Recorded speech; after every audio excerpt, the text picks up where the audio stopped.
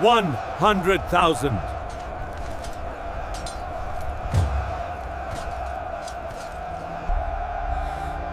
This is the toll, before the battle even begins. Prisoners of war marched onto the plains outside Delhi. Their commander, Timur, fears they will turn against him.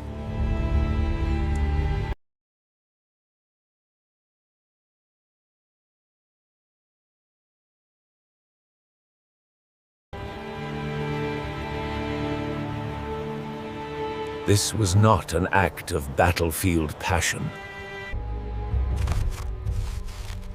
It was the cold, hard arithmetic of terror.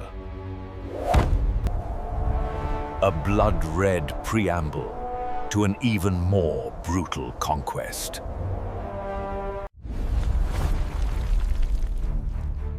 Fueled by relentless ambition.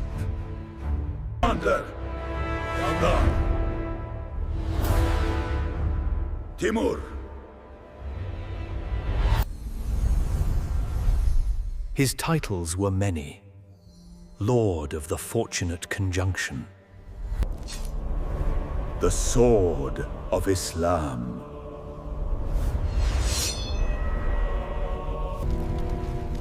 His enemies knew him by another name. The Scourge of God.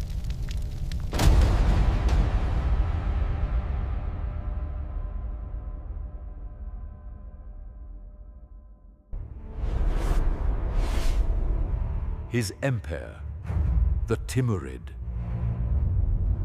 forged from the fragments of the Mongol hordes. His theater, India.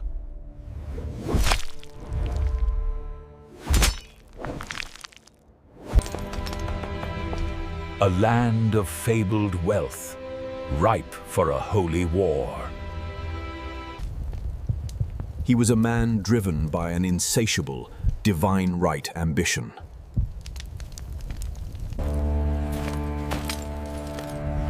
But this was no pristine warrior. He was crippled, lame in his right leg and right arm. Tamerlane.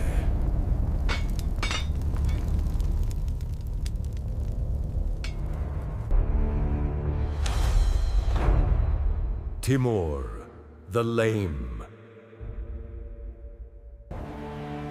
A physical state that seemed to only fuel his psychological ruthlessness.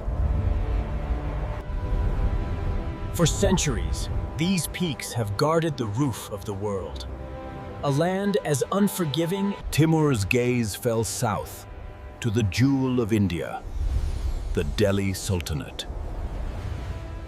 For centuries, it had been a sanctuary from the Mongol storm. A vast territory, immensely wealthy, defended by mountains. In the darkness that followed the conquest, the empire faced its truest test. But the jewel was flawed.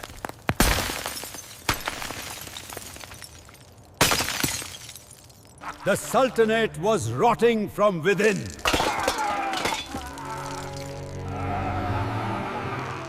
Its ruler, Sultan Nasiruddin Mahmud Shah Tughlaq, was weak. His court was paralyzed by infighting, his regions in open revolt. It was a fractured empire, decadent and torn.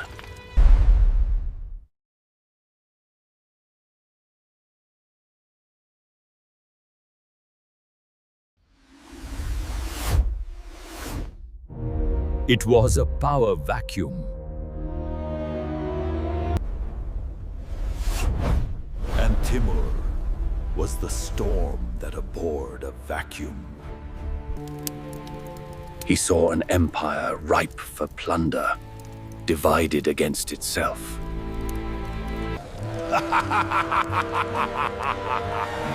Blinded by luxury. They believed their formidable geography and past glories would protect them. They had never faced an instrument of power like Timur. They prepared for a conventional war, a clash of dynasties. They were not prepared for a conquest chronicle.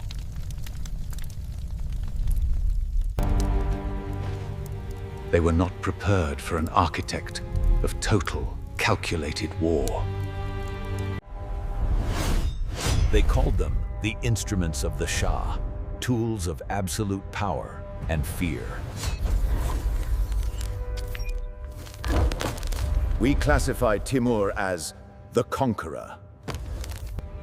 A commander whose genius lay not in one specialty, but in total spectrum dominance. The silence that followed the horde was often the most deafening sound of all. His first instrument, the cavalry.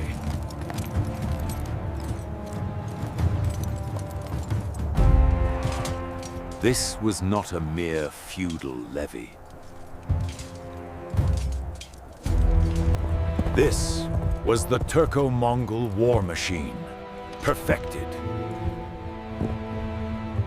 Hardened veterans, born in the saddle, disciplined by decades of war. They were heavy cavalry, clad in lamellar armor, a moving wall of steel.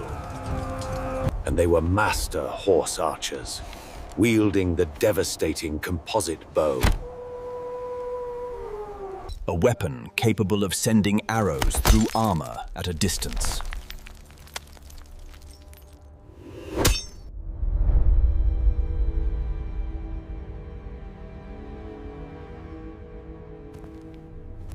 His second instrument, siegecraft.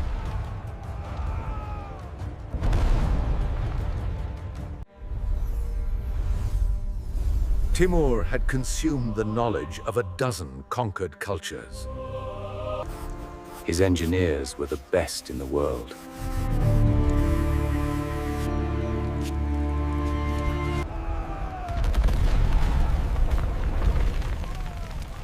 They could dismantle any fortress. But his army was designed for speed, for the open field. He needed to bring his enemies to battle, not to a siege.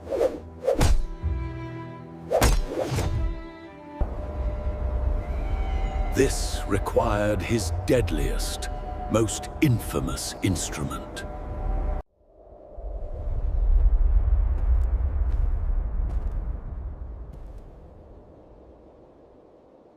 His final instrument, terror!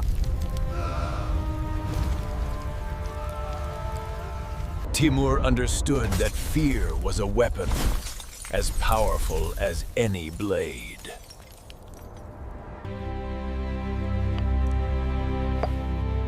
The massacre of prisoners was not madness. It was a message.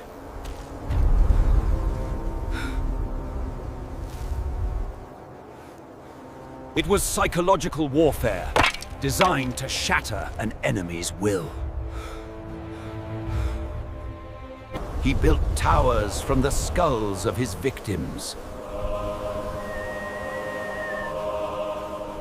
He cemented his reputation as an unstoppable, merciless force of nature.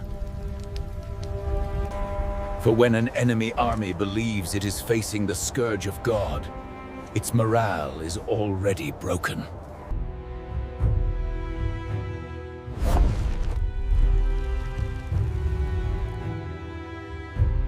Timur's machine rolled south, crushing all resistance. He forded the Indus and marched toward Delhi.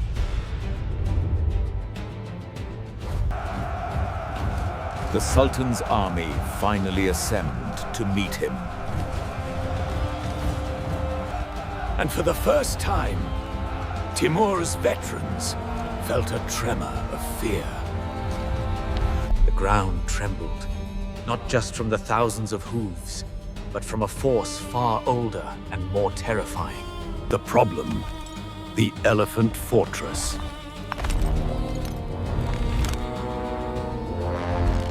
"120 war elephants. The living tanks of the 14th century.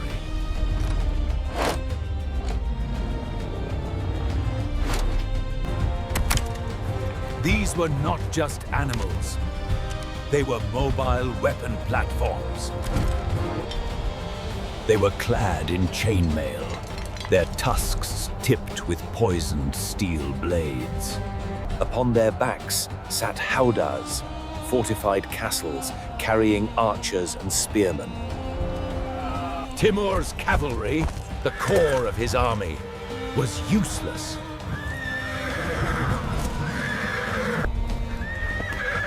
As the dust settled over Anatolia, the empire trembled. The horses, unnerved by the sight and the smell of the beasts, refused to charge. A preliminary skirmish proved disastrous. The elephants simply absorbed the arrow fire. They smashed through the cavalry lines, goring horses, crushing men. Timur's instruments were failing.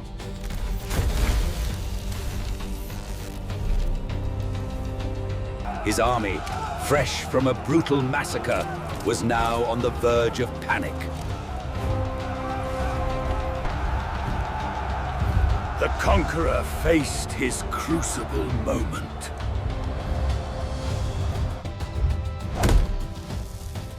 He was facing a force his tactics could not counter. He was facing an enemy that did not fear his reputation. He had to find a solution, not of strength, but of madness.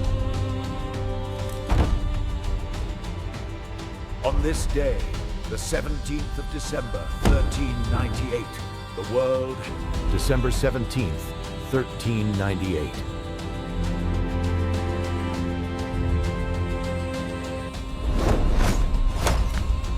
The Battle of Delhi. The Sultan advanced.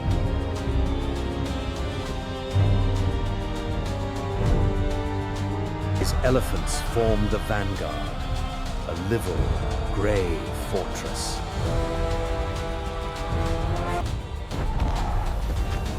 The earth shook as they gained momentum. Timur's cavalry nervously held the flanks, his infantry in the center.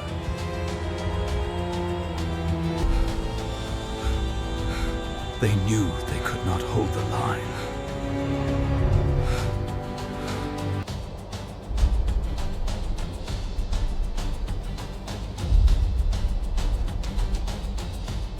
Then, Timur gave the signal.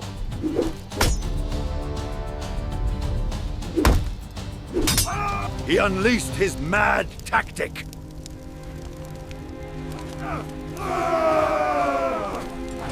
His secret weapon, camel.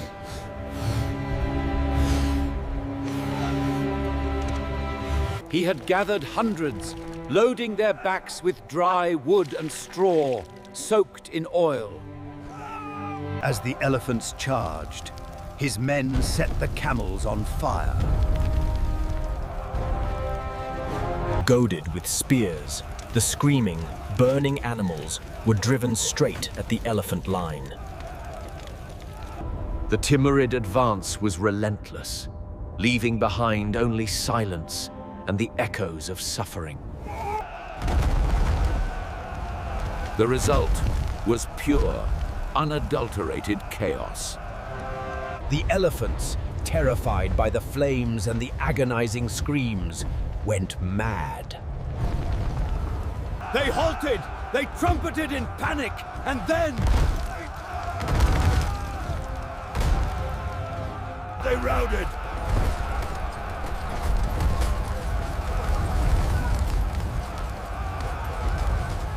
They smashed back into their own infantry, trampling the very army they were meant to protect. The Sultan's line dissolved into a panicked mob.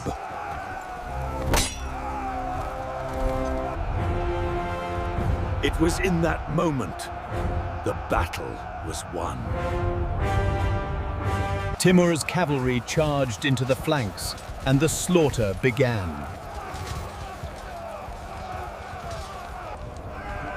When the sun finally set on that dreadful day, it illuminated the grim reality of conquest. The battle was over. The Sultan fled.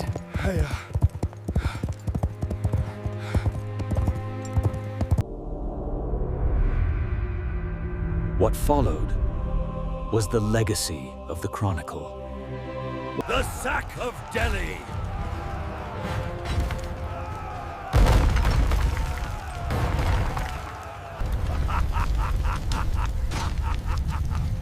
For 3 days, the city was given over to the army. It was an orgy of plunder and destruction.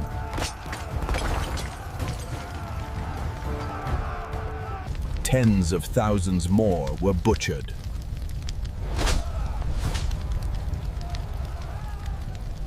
The city, one of the world's most prosperous, was left a smoking ruin.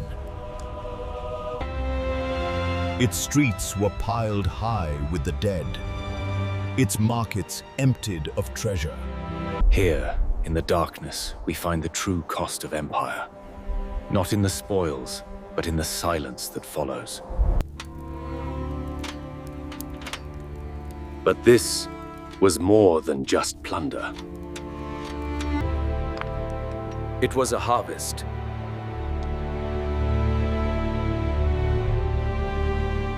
Timur did not just take gold. He took people. He rounded up the city's greatest artisans, its stonemasons, architects, and scholars. He marched them in chains back to his capital.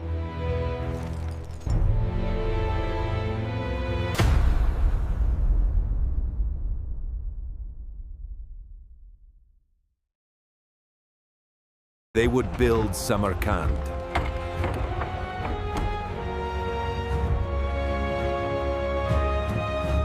The majestic mosques, the grand tombs, the azure domes of Timur's imperial city.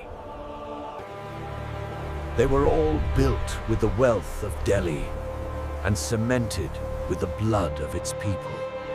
This was his true legacy. Creation built directly upon annihilation. The Gure Amir, a testament to empire. Deep within its solemn heart rests. Timur's Chronicle is a study in brutal efficiency.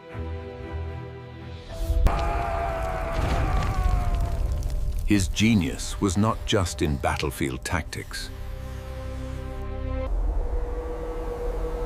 It was in his profound, chilling understanding of terror.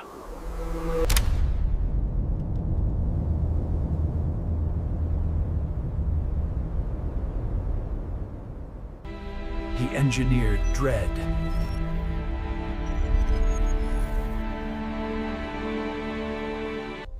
He used it to paralyze kingdoms, to shatter armies, to build an empire. He was the architect of his own dark legend. Timur proved that an empire could be built not just on steel, but on the calculated application of fear. Before the dawn broke, silence fell across the battlefield. A silence that spoke of the dread to come. His campaign in India left scars that would last for centuries. It was a conquest chronicle, written in blood and stone.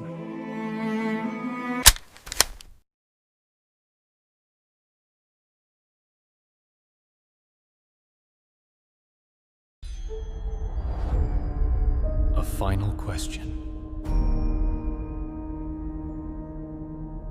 For you is the legacy of Timur, the instruments he perfected. The empire he built.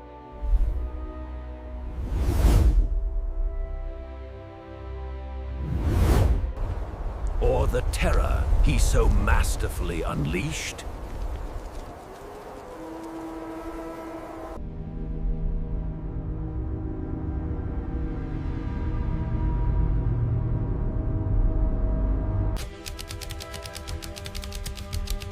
Whose conquest chronicle should we reconstruct next? Nominate a new commander in the comments.